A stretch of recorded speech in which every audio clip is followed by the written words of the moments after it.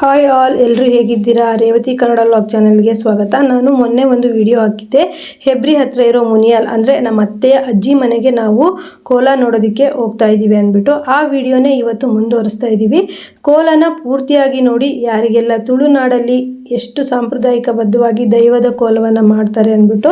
ಇದು ಕೋಲ ಎಲ್ಲ ಮುಗಿದ ಮೇಲೆ ದೈವದ ಹತ್ರ ಕೇಳ್ತಾ ಇರೋದು. ಕೋಲ ಪೂರ್ತಿ ನೋಡಿ, ತುಂಬ ಚೆನ್ನಾಗಿದೆ ನೋಡಿ. ಬೆಳಗ್ಗೆ 7 ಗಂಟೆ ಆಗಿದೆ.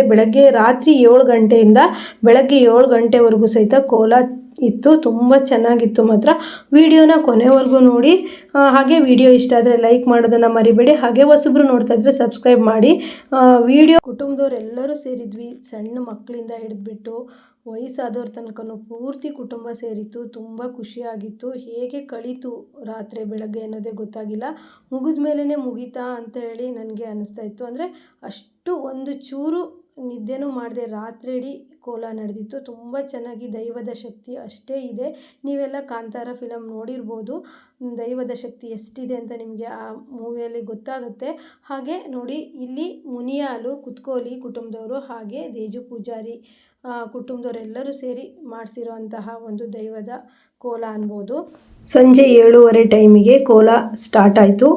ಈ ದೈವದ ಹೆಸರು ದಾರದ ಬಳ್ಳಾಳ್ತಿ ಅಂತೆ. ನಾನು ನಮ್ಮ ಅತ್ತೆ ಹತ್ರ ಕೇಳಿಬಿಟ್ಟು ಹೇಳಿದೆ. ನಮ್ಮ ಅತ್ತೆ ಅಜ್ಜನ ಕಾಲದಲ್ಲಿ ಹೆಣ್ಮಕ್ಳು ಅನ್ನೋರು ಇರಲಿಲ್ವಂತೆ. ಆಗ ನಮ್ಮ ಅತ್ತೆ ಅಜ್ಜನವರು ಎಲ್ಲ ನಂಬಿ ದಾರದ ಬಳ್ಳಾಳ್ತಿ ದೈವನ ನಂಬಿದ್ರಂತೆ. ಆಗ ಹೆಣ್ಮಕ್ಳು ಅನ್ನೋರು ಹುಟ್ಟಿದ್ರಂತೆ ಈ ಕುಟುಂಬದಲ್ಲಿ. ನಾನು ನಮ್ಮ ಅತ್ತೆ ಹತ್ರ ಕೇಳಿದಾಗ ಅವರು ಹಾಗೆ ಹೇಳಿದ್ರು. ನಮ್ಮ ಅಜ್ಜನ ಕಾಲದಲ್ಲಿ ಈ ದೈವ ದಾರದ ಬಳ್ಳಾಳ್ತಿ ಅನ್ನೋ ದೈವನ ನಂಬಿ ಪೂಜಿಸಿದ ಮೇಲೆ ಹೆಣ್ಮಕ್ಳು ಅಂತೇಳಿ ಹುಟ್ಟಿದ್ರು ನಮ್ಮ ಫ್ಯಾಮಿಲಿಯಲ್ಲಿ ಅಂತ ನಮ್ಮ ಅತ್ತೆ ಹೇಳಿದ್ರು. ಈ ದೈವದ ಹೆಸರು ದಾರದ ಬಳ್ಳಾಳ್ತಿ ಅಂದ್ಬಿಟ್ಟು. ಇವರ ಕೋಲನ್ನು ಸಹಿತ ಹೀಗಿರುತ್ತೆ. ಪೂರ್ತಿಯಾಗಿ ನೋಡಿ, ಮಿಸ್ ಮಾಡ್ದಿರೋ ಹಾಗೆ. ಫಸ್ಟ್ ಸ್ಟಾರ್ಟ್ ಆಗಿದ್ದು ಈ ದೈವದ ಕೋಲ ದಾರದ ಬಳ್ಳಾಳ್ತಿ ಅಂದ್ಬಿಟ್ಟು.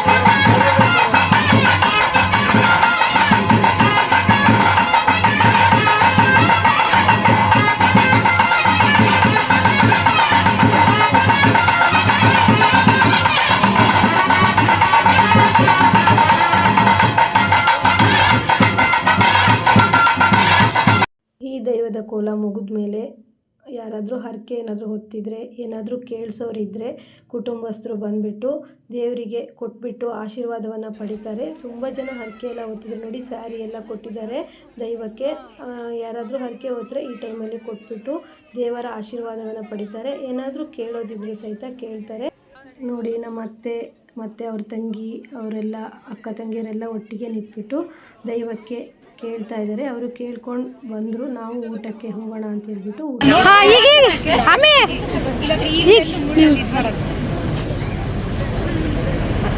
ಈಗ ನೋಡಿ ನಾನು ವಿಡಿಯೋ ಮಾಡ್ಕೊಂಡು ಇವರಿಬ್ರು ಅಕ್ಕ ತಂಗಿ ಫುಲ್ ಆ ಕಡೆ ತಿರ್ಕೊಬಿಟ್ಟಿದ್ದಾರೆ. ಹಾಯ್ ರಶ್ಮಿ, ಹಾಯ್ ಮಾಡಿ.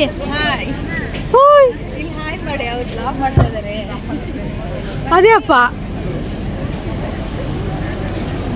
ನನ್ನನ್ನು ಮಾಡೋರು ಯಾರೂ ಇಲ್ಲ. ಜ್ಯುವೆಲರಿ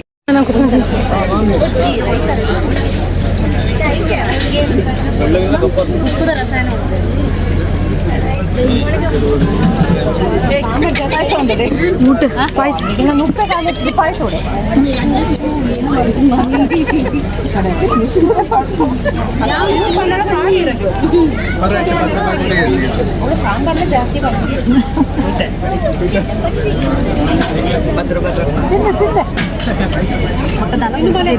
ಊಟ ಮಾಡಿ ಬಂದ ನಂತರ ಈ ದೈವದ ಕೋಲ ಸ್ಟಾರ್ಟ್ ಆಗಿತ್ತು. ಪಂಜುರ್ಲಿ ಕುಪ್ಪೆ ಪಂಜುರ್ಲಿ ಅಂದ್ಬಿಟ್ಟು ಈ ದೈವನು ಸಹಿತ ನಂಬಿದ್ದಾರೆ.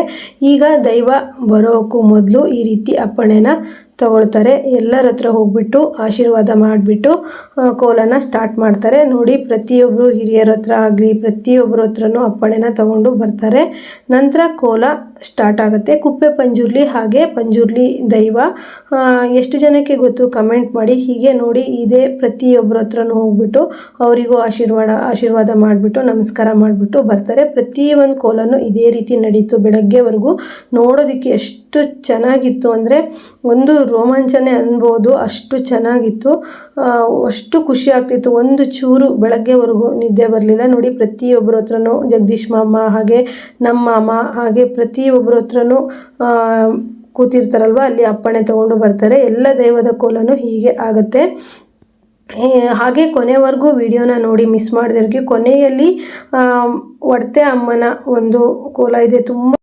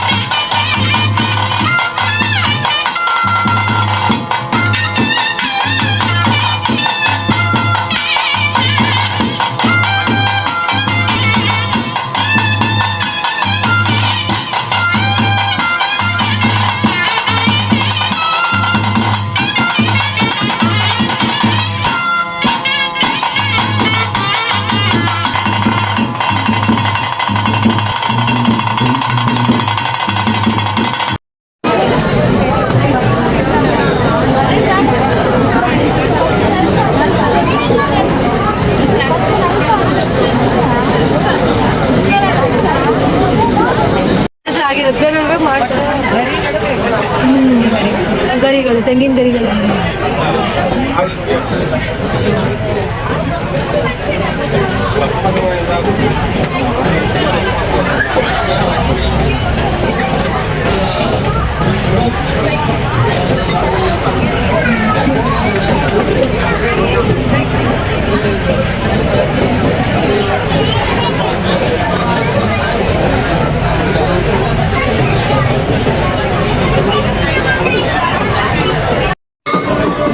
ಅಡ್ಡ ಬರೋರಿಗೆ ಒಂದು ಸಮಸ್ಯೆ.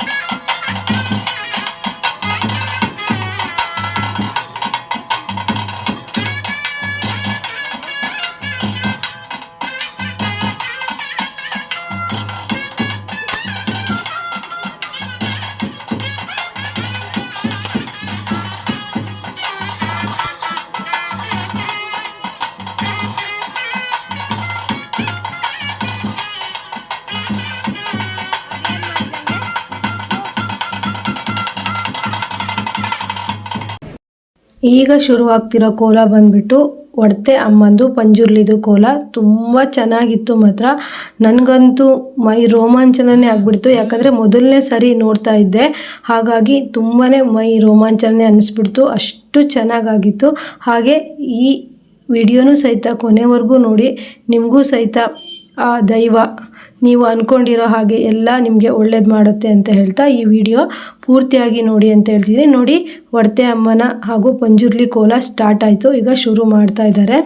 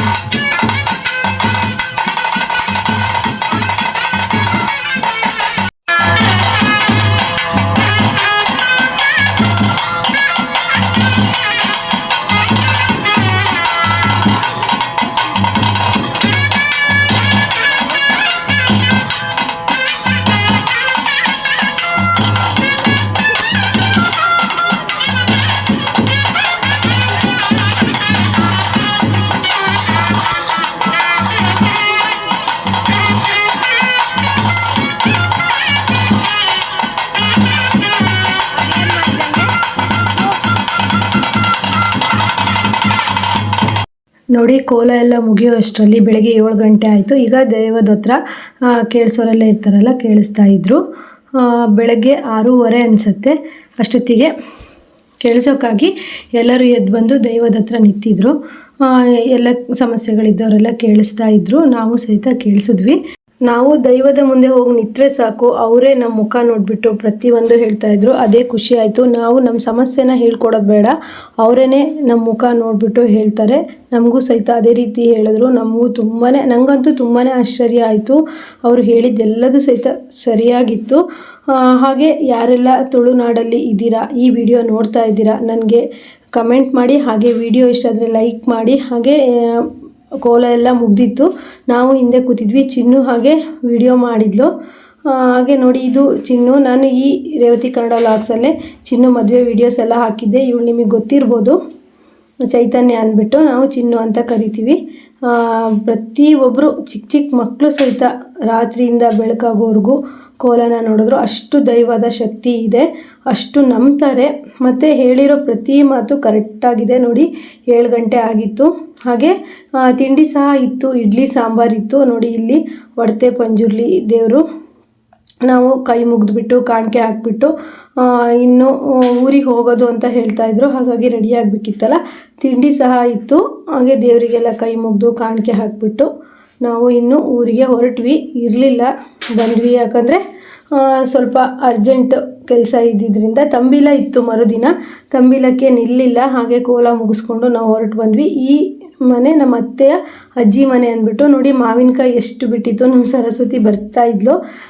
ನಮ್ಮೂರ ಸೈಡಲ್ಲಿ ಸಿಗೋದಿಲ್ಲ ಅಷ್ಟಾಗಿ. ನಾವು ಬೇಕು ಅಂದರೆ ದುಡ್ಡು ಕೊಟ್ಟೆ ತರಬೇಕು. ಇಲ್ಲಿ ಅಲ್ಲೇ ಬಿಟ್ಟಿರೋದಲ್ವ, ತುಂಬ ಟೇಸ್ಟಿ ಇರುತ್ತೆ. ಹಾಗೆ ತುಂಬ ಚೆನ್ನಾಗಿತ್ತು. ದ್ವಾರ ಹಣ್ಣು ಆಗಿತ್ತು. ಒಳ್ಳೆ ಕೊಬ್ಬರಿ ತಿಂದಂಗೆ ಆಗ್ತಿತ್ತು.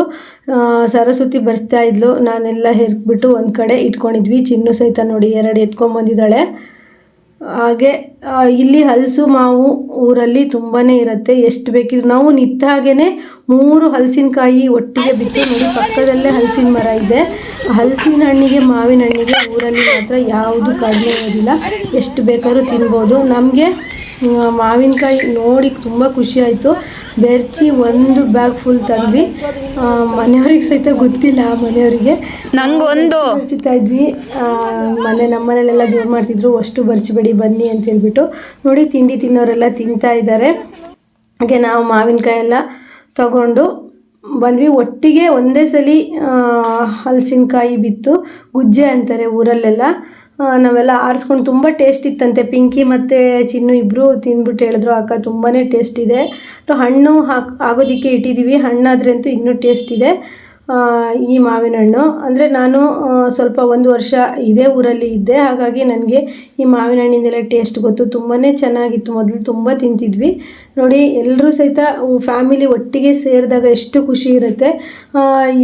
ಯಾರು ಅನ್ನೋದೇ ಗೊತ್ತಿಲ್ಲ. ಈಗಿನ ಜನ್ರೇಷನ್ನಲ್ಲಿ ಮೊಬೈಲೆಲ್ಲ ಬಂದ್ಬಿಟ್ಟು ಮಕ್ಕಳಿಗೆ ಯಾರು ಫ್ಯಾಮಿಲಿ ಅನ್ನೋದೇ ಗೊತ್ತಿರಲ್ಲ. ಎಲ್ಲರೂ ಈ ರೀತಿ ಒಟ್ಟಿಗೆ ಸೇರಿ ಒಂದು ಕಾರ್ಯಕ್ರಮದಲ್ಲಿ ಭಾಗಿಯಾದಾಗ ಎಲ್ಲರ ಪರಿಚಯ ಆಗುತ್ತೆ. ಎಲ್ಲರೂ ಸಹಿತ ಗೊತ್ತಾಗ್ತಾರೆ, ಓ ಇವರೆಲ್ಲ ನಮ್ಮ ಫ್ಯಾಮಿಲಿ ಅಂತ ಗೊತ್ತಾಗ್ತಾರೆ. ಈಗಿನ ಮಕ್ಕಳಿಗೆ ಆದಷ್ಟು ಮೊಬೈಲಿಂದ ದೂರ ಇಟ್ಬಿಟ್ಟು ಈ ರೀತಿ ಕಾರ್ಯಕ್ರಮಗಳಿಗೆ ಕರ್ಕೊಂಡು ಬಂದರೆ ಅವರಿಗೂ ಸಹಿತ ಫ್ಯಾಮಿಲಿ ಬಗ್ಗೆ, ಕುಟುಂಬದ ಬಗ್ಗೆ ಎಲ್ಲ ಗೊತ್ತಾಗತ್ತೆ ಅಂತ ಹೇಳ್ತಾ, ಇವರು ನಮ್ಮ ಅತ್ತೆ ತಮ್ಮ ವಾಸು ಮಾಮ ಅಂದ್ಬಿಟ್ಟು ಕೂತಲ್ಲೇ ನಿದ್ದೆ ಮಾಡ್ತಾಯಿದ್ರು. ಹಾಗೆ ಪ್ರಸಾದಣ್ಣ ನೋಡಿ, ನಮ್ಮ ಮನೆಯವರು ನಾನು ರಾತ್ರಿ ನಿದ್ದೆ ಬಿಟ್ಟು ಮುಖ ಎಲ್ಲ ಫುಲ್ ಬಾಡೋಗಿತ್ತು.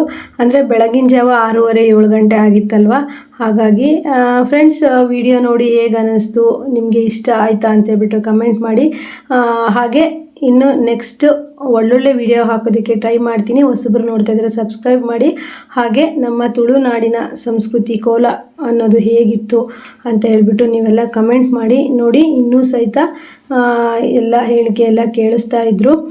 ಪ್ರತಿಯೊಬ್ಬರು ಭಾಗಿಯಾಗಿದ್ದರು ಕುಟುಂಬದಲ್ಲಿ. ನನಗೆ ನಿಜವಾಗ್ಲೂ ಈ ದೈವದ ಕೋಲ ನೋಡಿ ತುಂಬಾ ಖುಷಿಯಾಯಿತು. ಒಂದು ವಿಸ್ಮಯ ಅನ್ನಿಸ್ತು. ಆ ದೈವನೇ ನಮ್ಮ ಎದುರಿಗೆ ನಿಂತಂಗೆ ಅನುಭವ ಆಯಿತು. ತುಂಬಾ ಒಂದು ಖುಷಿ ಅನ್ನಿಸ್ತು ನನಗೆ. ಅದು ಮಾತಲ್ಲಿ ಹೇಳುವಂಥದ್ದೇ ಅಲ್ಲ. ನೋಡಿ, ಎಲ್ಲ ಕೋಲ ಎಲ್ಲ ಮುಗಿದ್ಬಿಟ್ಟು ಕೂತಿದ್ವಿ. ಸರಸ್ವತಿ ಅವರೆಲ್ಲ ಒಳಗಡೆ ಹೋಗಿದ್ರು. ಫ್ರೆಂಡ್ಸ್, ಈ ವಿಡಿಯೋ ಇಷ್ಟ ಆಗಿದ್ರೆ ಲೈಕ್ ಮಾಡೋದು ಮರಿಬೇಡಿ. ನೆಕ್ಸ್ಟ್ ವಿಡಿಯೋದಲ್ಲಿ ಮತ್ತೆ ಸಿಗೋಣ. ಎಲ್ರಿಗೂ ಬಾಯ್.